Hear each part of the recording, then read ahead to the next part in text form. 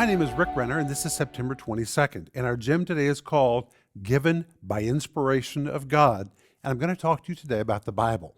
When you come to 2 Timothy 3, verse 16, the Apostle Paul writes about the Bible, and he says the Bible is given by inspiration of God. Inspiration by God is the Greek word theopneustos. Theo means God. Pneustos has several different meanings. Pneustos was the word which described music. Pneustos was also a word which described perfume. Pneustos was also a word which in the Old Testament described creative power. And here's what we find. When God breathed into the Scriptures, He released into the Scriptures music, the sounds of heaven.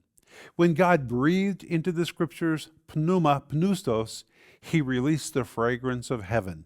God released His pneuma, creative power, into the Bible. And every time you open your Bible, it has the potential of bringing to you the sounds of heaven, the fragrance of heaven, and the creative power of God.